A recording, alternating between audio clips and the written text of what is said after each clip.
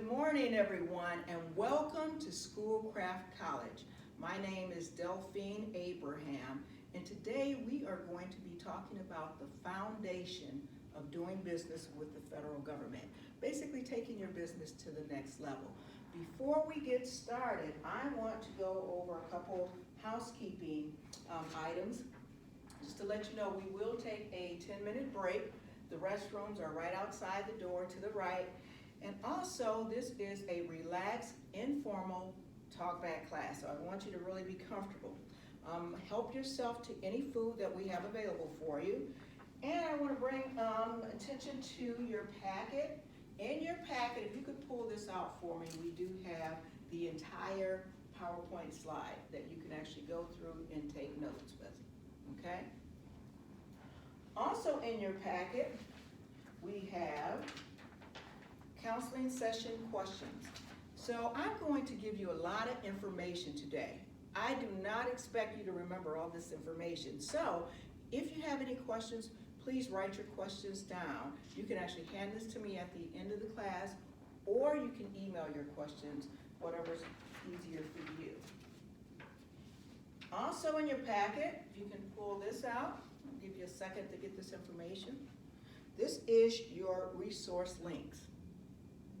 So to save you time, you won't have to look up any of this information. We will email these links to you in the next couple days. So everything that I'm going to talk about, if you just have this kind of next to your folder, you can see that we have the links here available for you. All right, so let's get started. Any questions so far? Again, thank you. All right, so we went over the links, the information that we have available for you that's in your packet. All right, today we are going to cover 5 course modules. The first one, and they're all color-coded to match what's in your packet. We're going to talk about System for Award Management, better known as SAM. Small business programs, there's 5 programs that we will cover. Marketing to the federal government. Finding opportunities. And last but not least, we're going to review the PTAC services. What is PTAC? PTAC, again, stands for Procurement Technical Assistance Center.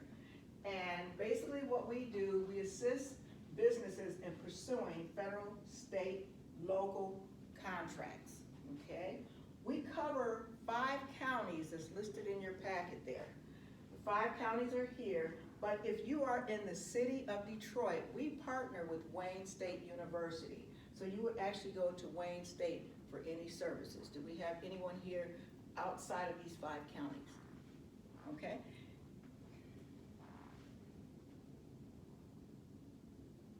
Okay, in your handout, can you please pull out this form? What services does the PTAC offer? Give you a second to get this. Some of these terms you're not going to remember now, so we will go over them again towards the end of the class.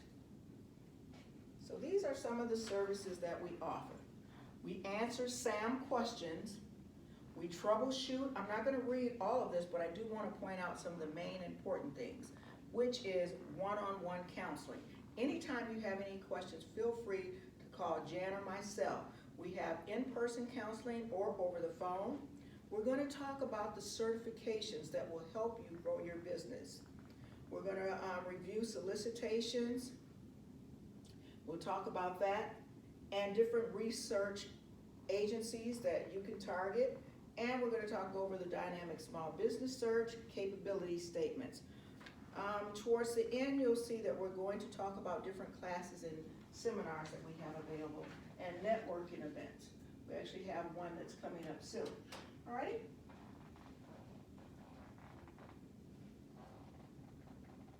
Okay, so now that you know a little bit about me, I want to take about 30 seconds just to hear about your company. So if you can give me your name, the company's name. Tell me a little bit about your product or services, and have you done any business with the government at this time? Okay? Thank you so much. Why sell to the federal government? If you didn't know, the federal government is the largest purchasing entity in the entire world. $508 billion were awarded in contracts in 2016 and 17. 105 billion of those contracts went to small businesses. That's a very good reason to sell to the government. And also, just so you know, our country thrives on small businesses. The government wants to make sure that small businesses, they're getting their fair share of the pie, okay? What does the government buy? Almost anything imaginable. You think of it, 9 times out of 10, the government buys it. I mean, they own office buildings. They supply hospitals and prisons. They buy uniforms. They take care of grave sites, janitorial services, construction services, IT, nuts and bolts, you name it, the government buys it. So this is a good time to actually think about, will the government purchase your products or your services? By the end of the class, you will actually have a better understanding. Once again, if you can look in your packet at this form, welcome to government contracting. And most of you will have this information, but I just want to go over it for those that are not aware. What the government expects, what they're looking for before you start doing business with the government. They want to make sure that you've been in business for at least 2 years or more. They want to make sure that you're financially stable, that you're set, that you're profitable, that you're growing. Because it's a risk factor to the government. Just about everything that they purchase, they want to make sure that there's no risk factors. And I'll give you an example. A couple of years ago, 3 years ago, I moved into another house and I needed to put a roof on my house. Well, I'm looking for contractors, but I'm looking for someone that has experience because I don't want it to be a risk for me. So my first thing I want to know is, how long have you been in business? Is my roof going to be the very first roof that you're going to complete, or have you been doing this for a while? And that actually helps me determine based on past performance. And we're going to talk about that. So they want to make sure that you're stable, that you're growing, that you have the necessary tools to succeed. You have a computer with internet access. You have a dedicated phone line, email address that shows the company's name. You have a business bank account, and so on and so on. And also, towards the bottom, as you can see, we will provide expert advice, and we can also make referrals. First module that we are going to talk about is System for Award Management, better known as SAM. By the end of this module, these are the learning objectives that you should know. You should be able to define the System for Award Management, SAM. Explain and identify the North American Industry Classification System. We call it NAICS. We're going to give you a lot of acronyms. So there is a site that's called acronymfinder.com, and that should be on our links form that's here. Yes, it is, the very last one. So you can go directly to that link. You should be able to interpret the business size standard, and you'll be able to define the dynamic small business search.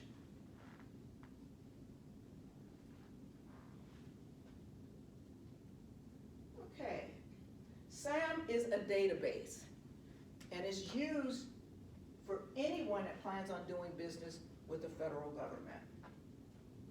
These are some of the facts why you have to register in SAM. It's required, again, for doing business with the federal government. It's required for receipt of payments. If you don't remember anything else about SAM, this is how you get paid. So we just want to kind of keep it with layman terminology. You have to, if you're going to do business with the government, this is how you'll get paid. It determines your business size, if you're large or small. You don't have to worry about trying to figure it out yourself. There is a calculator within SAM that will calculate it for you. It assigns you a unique cage code, which is a commercial and government entity code.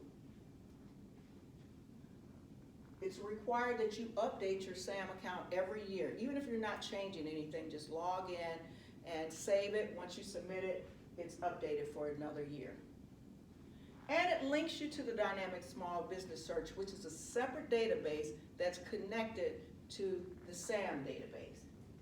What it does not do is provide procurement opportunities. One of my clients, she came to me and she said, Miss Delphine, I'm all set. I'm ready to start bidding on contracts. She said, but I was searching in SAM.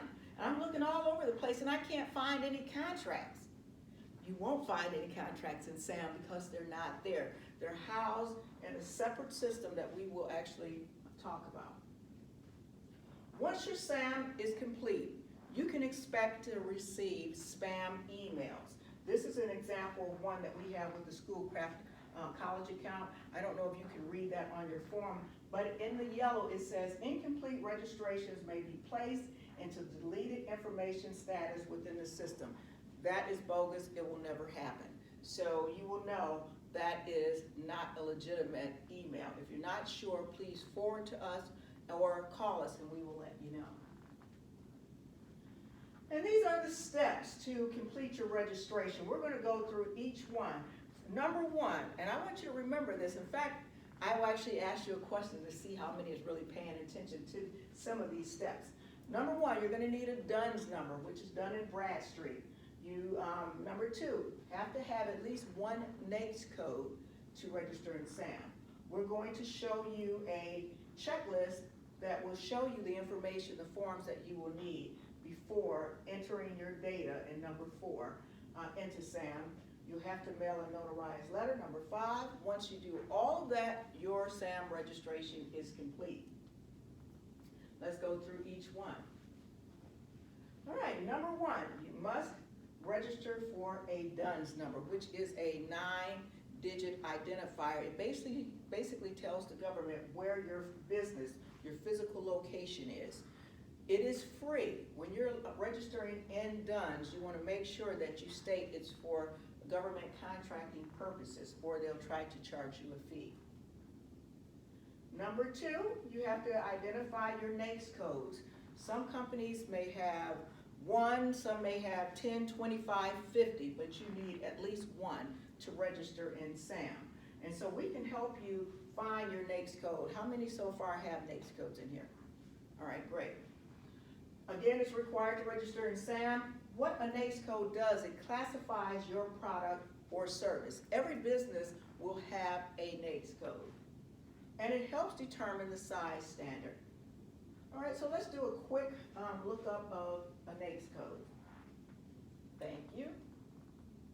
And this basically just kind of gives you a quick example of the NAICS codes. It's either based on the dollar amount or the number of employees. And when I say dollar amount, your average annual receipts of your business or number of employees. It will be one or the other, but not both. As you can see, if your business, what you do is actually computer system design services, your NAICS code is 541512. And this is based on the dollar amount. So if your dollar amount is 27.5 million or less, you are considered small. If it's based on number of employees and your business is machine tool manufacturing, if you have 500 or less employees, you are considered small. And it's not, for some companies, you can be small with one NAICS code and large with another.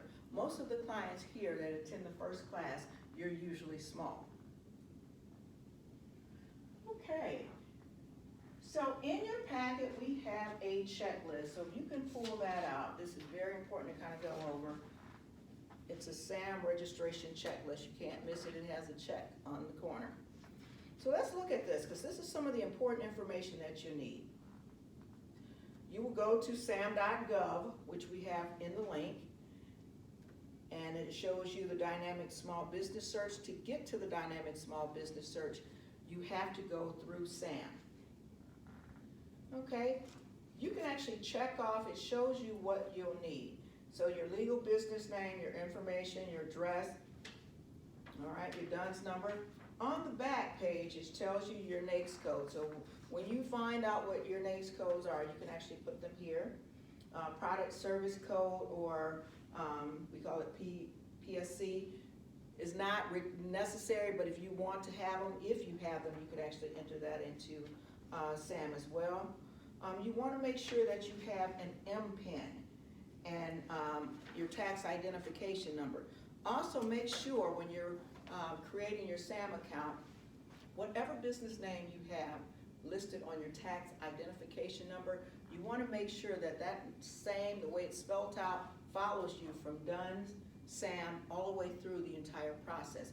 What tends to happen a lot is someone will have a business called Brad and Sons. One will have the and symbol, and another will show that it's spelled out A-N-D, and it will be actually rejected within SAM. So you want to make sure that it follows, it's spelled the same all the way throughout the process. Okay, once you have everything on this checklist, now you're ready to enter all of that data within SAM. All right, then you're going to mail a notarized letter to SAM. That notarized letter is actually found as soon as you log into SAM.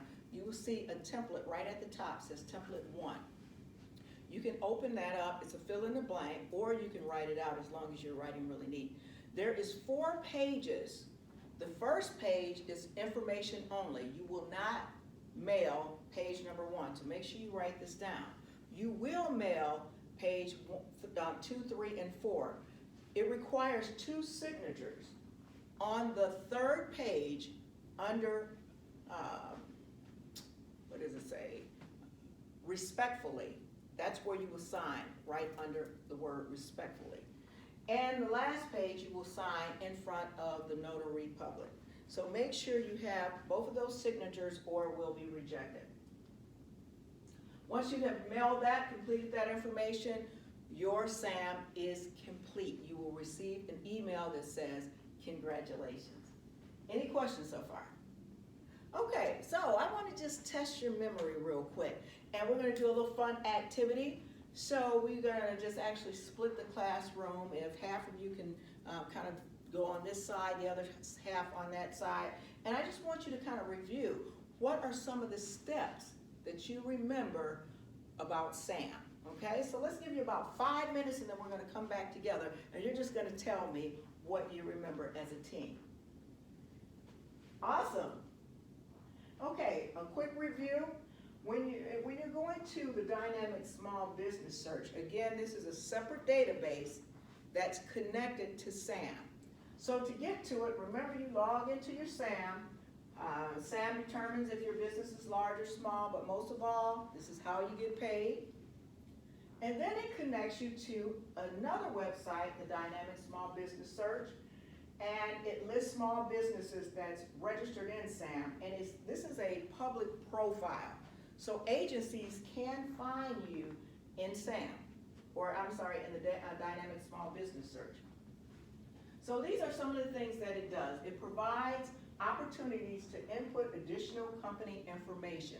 So there's an area that you can actually create a narrative based on keywords. So it's good to just create that narrative in Word, keep it short and sweet, under 500 words, and then copy and paste it into the Dynamic Small Business Search. It provides more visibility to marketing to prime contractors and agencies. A prime contractor is just the person that won the award. It could be you, okay? So remember because we're gonna talk about what a prime is and what it does a few slides down. It's used by the federal procurement agencies to find eligible small businesses, and is used by companies to find teaming partners. You know, you and I may want to go in business together. So agencies and other companies, businesses can find you here. Now we put this box here because when you're in the Dynamic Small Business Search, this is actually a button, but it doesn't appear to be a button. So what we did, we just put a red circle around it for you, so you can't miss it. And then you save and continue. All right, so we just completed SAM. This is what we learned. We went over DUNS number, which is required to do business with the government, your NAICS codes, and we reviewed the checklist. Once you do that, you register in SAM, complete your DUNS, you are done, okay? So let's move into the small business programs.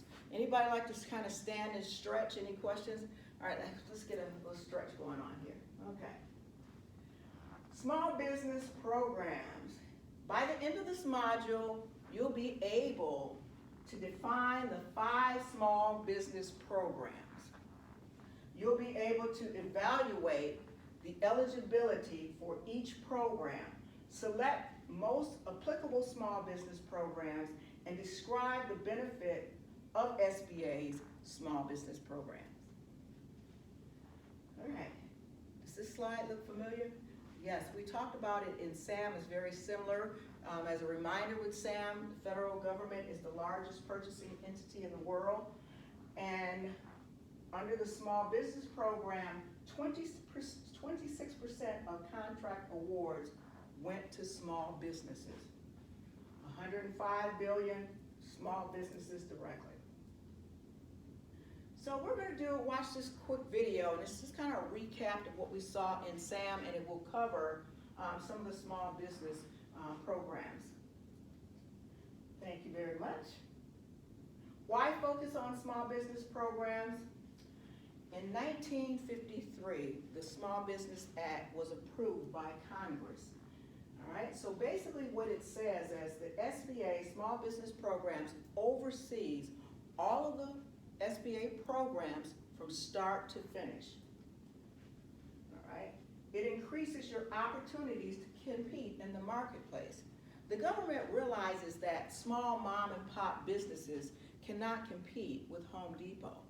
So what they did is kind of level the playing field by creating programs to assist you. Contracts over $700,000 is required that they have a subcontracting plan. And so any contract, any prime, someone that's won the contract, and say the contract is $1 million, they're supposed to give a small business a piece of that contract. All right? This is not required for small businesses. They're not trying to take any of your money. All right. There are goals, agency goals that SBA have created. So agencies must meet a certain number of annual goals. And so what they've done is for small businesses, what this means is 23% of agencies' contracts must go to small businesses, okay? And to help them meet those goals, the federal government actually created tools to help them reach their goals. So for small disadvantaged businesses, 8A, it's 5% goals. For service disabled vet, 3% goals. Women-owned businesses, 5% goals, and Hub Zone, 3%. Now we're going to go through each one of these separately. Okay, just for being small, the benefit of this program, 23% of contracts will go to small businesses. And the tool is called Set Aside. So this is one of the tools. So what that means is agencies must set aside opportunities for small businesses. To be eligible, you have to have at least one NAICS code and registered in SAM. You have to be a U.S. citizen. For being small, there's no certification that's required. Okay. 8A, small disadvantaged business. 5% of agency goals. All right, 5% of agencies' contracts must be awarded to small businesses. All right. They also offer what they call a sole source contract, and this falls, there's like 2 programs. Sole source under 8A basically means that a contracting official can call SBA and say, hey, I want to award a contract to your company. That contract never goes out for competition, and you have the contract, okay? To be eligible, you have to be 51% owned and operated by a socially disadvantaged individual. When it says operated, that means you're the final decision maker. You have to be there, okay? And there is a personal net worth and assets requirement. If you're looking to get your 8A certification, let us know and we will let you know what that personal net worth is. You must be certified with SBA and a U.S. citizen. Now the interesting thing about this program, it only lasts for 9 years, okay? We encourage our clients, if you're new, if you're, you have a few contracts but you're not really clear on how it all works, hold off on getting this certification until you're ready, till you really know what you're doing, and then you can come to us for assistance. These are the presumed groups that qualify for the 8A certification. Okay? If you do not fall within this presumed group and you say, but wait a minute, I am socially disadvantaged, if you can write a letter and send it to SBA and explain why you feel you should be able to receive this certification, it could possibly be awarded to you. All right, small business program, service disabled vets. This is the benefit. 3% of agencies' contracts must be awarded to small businesses. Veteran Administration Service Disabled Vet vendors. So you have to, in other words, be certified through CVE, and we'll talk about that. 51% owned and operated. A U.S. citizen, you must show that you have a service-connected disability. So most of the time when people think of service-connected disability, they think of a physical disability that you can see. It could be something as small as hearing loss from 0 to 100%. So in that case, yes, you would qualify, you'd be eligible.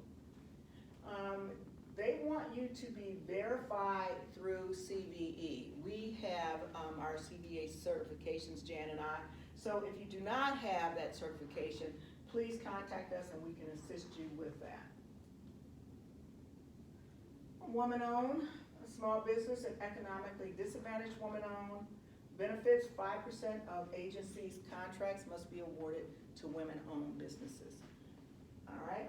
Also, the sole source contract applies to you. These are the contracts that never go out for competition. You must be a U.S. citizen, 51% owned and operated. Now keep in mind, we have a lot of times we'll have a man-owned business, male-owned business, and he's like, well, I want to put this business in my wife's name. You cannot do that. And at times, keep in mind, the competitors they'll rat you out. They'll let them know that, hey, her husband is running this business. And so there's a lot of fines that can take place, even imprisonment, if you try to mess with the feds, so be very careful. Also, there is a list of NAICS codes. It's 118 NAICS codes that if you want to bid on set-aside contracts, your NAICS code must fall within that 118. And remember, the NAICS code is that 6-digit number that actually tells the government if you're large or small. Okay, you can certify as a woman-owned business, and there's 2 ways to do it. You can certify through a third party, and there is a fee for that. I think it's around $300 a year. Or you can certify for free under SBA, okay? Now the cool thing about certifying through a third party is if you get that certification, they will also certify you with SBA for free. So you get 2 for the price of 1. Hub zone, historically underutilized business zones. The benefit, 3% agencies' goals must go to hub zone business owners. Sole source contracts that do not go out for bid.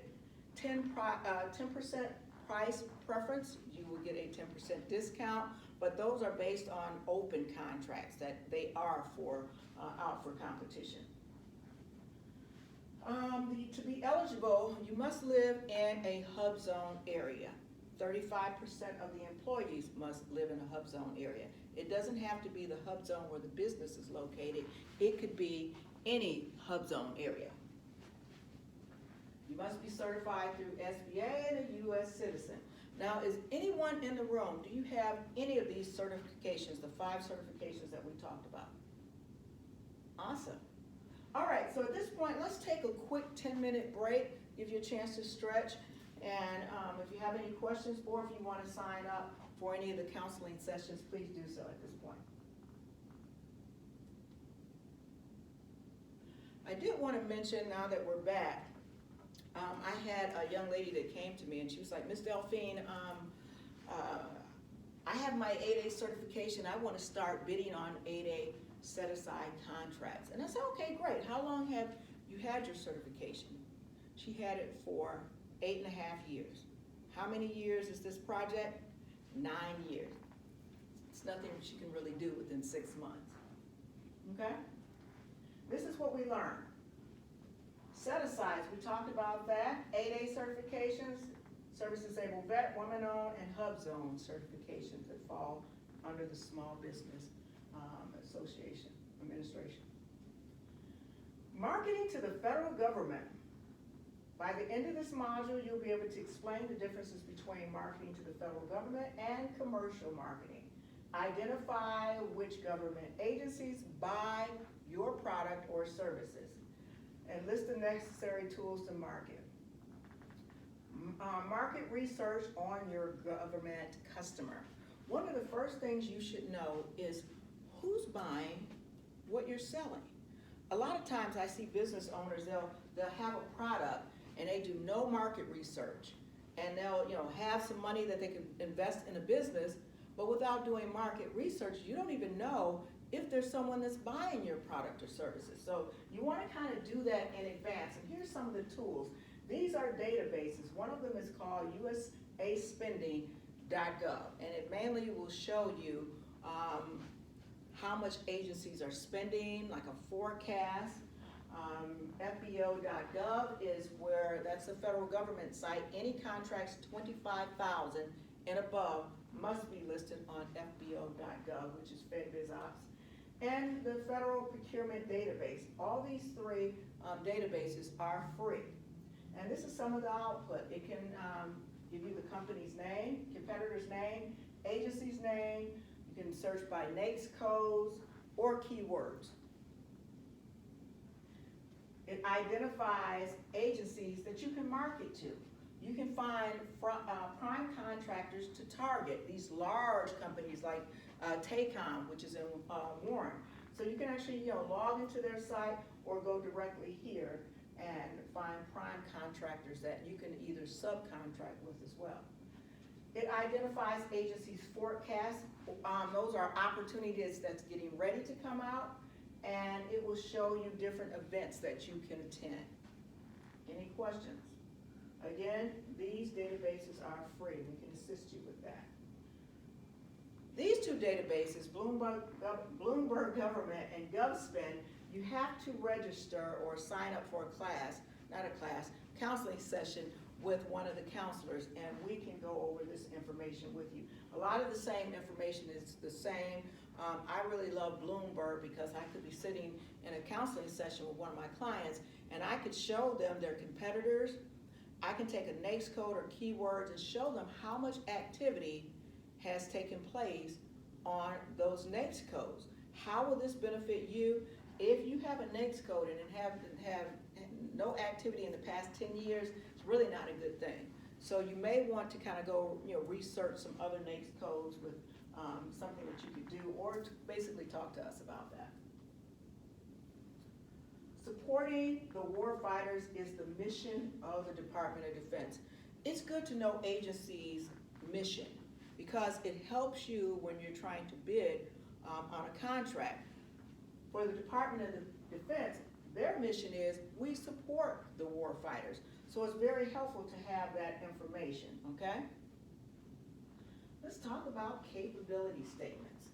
A capability statement is an awesome, awesome networking tool. And why it's needed, when you're out at different events, you can actually pass these capability statements out to different agencies, contracting officers, contracting officials. It's basically a one-page resume of your business. Now, I do a lot of capability statements and I review a lot. It's not uncommon that someone will email me or bring me a capability statement. It's 2 pages, 3 pages, and regardless of how I tell them, the government has their own style. This is what they're looking for. On your capability statements, if you have an example in your packet, they all will say the same thing. They will have your core competencies. We suggest that you bullet point your capability statement because it's an easier read. No one wants to read paragraphs. I don't want to read them. You don't want to read them. So you have your differentials. You want to have a snapshot of your company where you would put your cage code and your DUNS number. This is public information. Your point of contact information. If you have any certifications, if you're socioeconomic, you want to actually list that as well, meaning if you have a DBE, any other minority program certifications, you can put those listed there. Your NAICS code, you do not need to list what the NAICS code, describe it on your capability statement, just the number itself. And your past performance. Again, because it's a risk factor to the federal government, you want to list past performance. So again, your logo, name, snapshot, core competencies, socioeconomic, differentials, NAICS codes, past performance, address, phone number, yay. Business cards, moving on. Very important to have business cards. I always tell my clients, you know, if you can have a government card or a commercial card. Some people just have one. If it's for government, make sure you have your cage code and your DUNS number and your contact information listed on your business card. Email address. It's very important to have a great looking website, okay? We see websites all the time and they're just not professional. You log in and they're not done. So make sure if someone goes to your website, it's some really nice information there. If you need assistance, we can make some referrals for you. Networking is very, very important. I tell clients all the time, you are the salesperson to your business, so you got to get out to some of the stuff that's going on. Perfect example, on June 13th, we're having a Meet the Buyers event here at the VistaTech Center. And these are just some of the other events that you can attend. You can also follow our newsletter because we do list a lot of events there. Any questions? Okay, it's great to have an awesome elevator pitch, okay? So if you're telling me about your product or service, you can be at an event in an elevator and you only have a short amount of time. Make sure you practice and you have one that is not rehearsed, doesn't sound rehearsed. And we're going to give you an example by watching this video. I like this video. And this is a module review. We talked about market research, have an outstanding capability statement, good business cards, a fantastic website, and a great elevator pitch. Any questions? Finding opportunities. This is the meat of the class that everyone wants to know, how do we get the money? All right, so this will show you where to actually find opportunities. By the end of this module, you'll be able to determine ways to find contract opportunities, recognize how the P-TEX can help you navigate procurement opportunities and customize them to your needs. So these are some of the agencies that's buying your product or services. Any contracts that's under $25,000, you can go directly to these sites. If it's over $25,000, as you remember, it will be listed on fbo.gov. And here's an example of some of the large prime contracts. Contractors, you can actually just log into these sites and they usually will have a forecast on different opportunities that's getting ready to come out. You can just find so much information there. So if you're having problems, there's a particular prime that you want more information on, feel free to contact us. There's local opportunities. Example, Washtenaw County, Livingston County, the city of Detroit have their own purchasing department as well as Livonia. Work directly with us and we can help you with that. Where to find contract opportunities. We talked about fbo.gov for federal opportunities, federal agencies, and then state, local websites.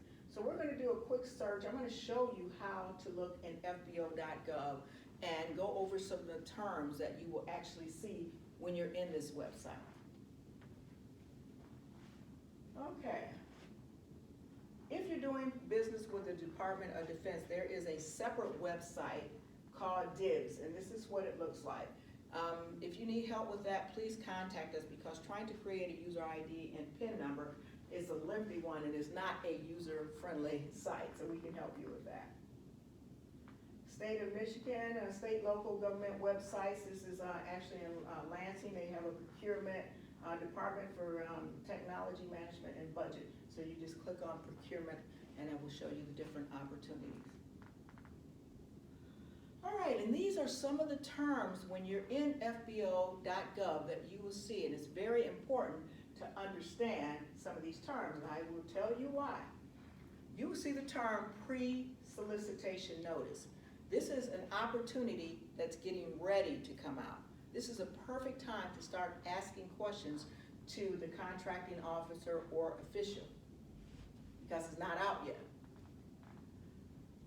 A solicitation is the actual opportunity that you can bid on. Amendment, modification, they're like almost like one and the same. This is a notice that will actually go out within the database or within the system, and it will show you that the original solicitation came out on this date, but we made some changes to it, and they call them amendments or modifications. At times, it doesn't happen often, but the government will cancel a solicitation, and they can do that. They can cancel a contract. It's the government, so they have the rights to do that. There is what we call a sources sought notice, which is very similar to an RFI, request for information. This is when the government is looking for something.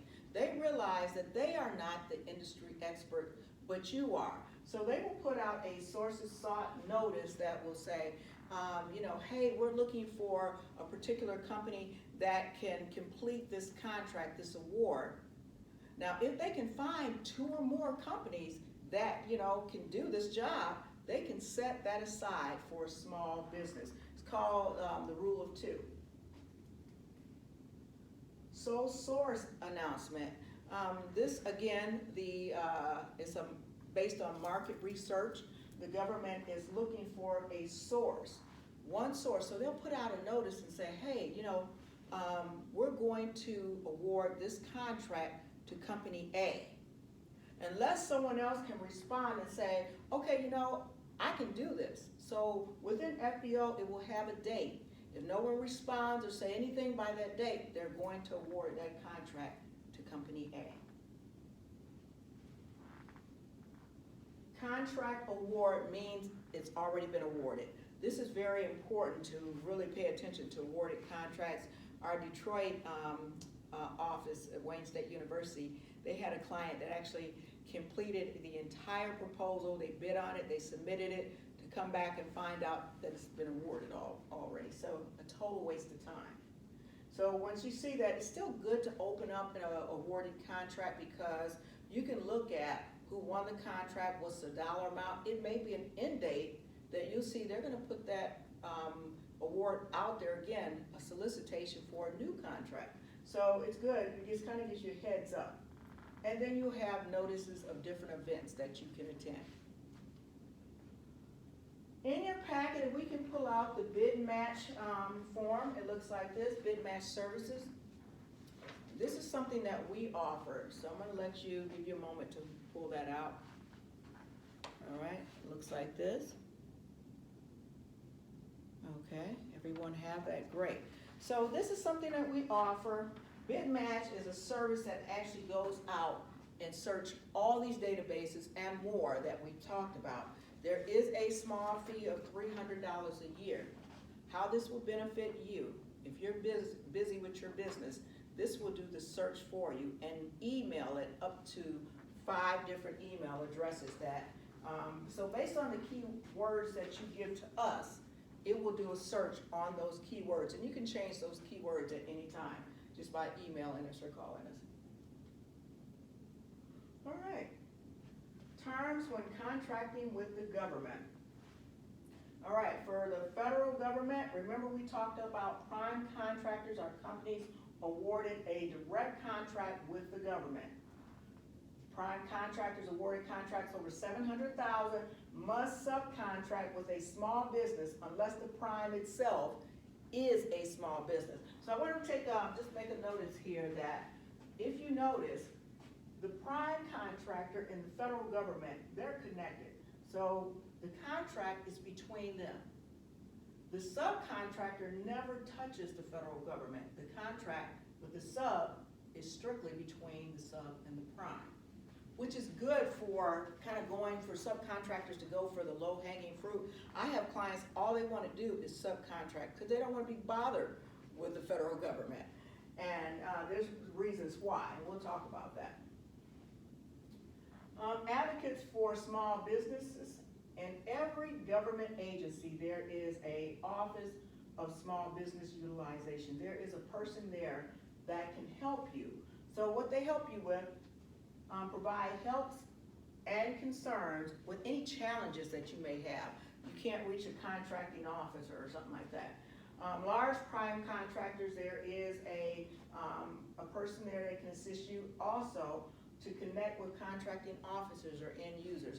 If you have any problems locating either agency or you can't reach someone, please email us or call us and we can help you with that.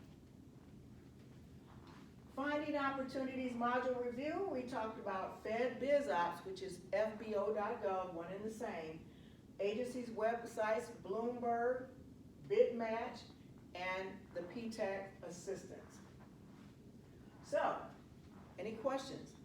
So briefly, we're going to go over again some of the PTAC services. So if you can pull this form out again, just as a reminder, now some of these terms will make sense because we've talked about them already. So here are the learning objectives for the PTAC services. Anyone have questions about anything on the video? We want to know that, on the PowerPoint. All right. So here's our contact information.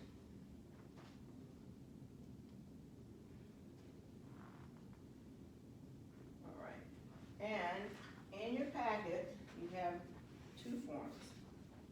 This is the team. This is our name. Our information tells you a little bit about me and Jan. All right. All right. So real quick, let's go over these services again. We talked about SAM. Any SAM questions that you may have, remember we troubleshoot.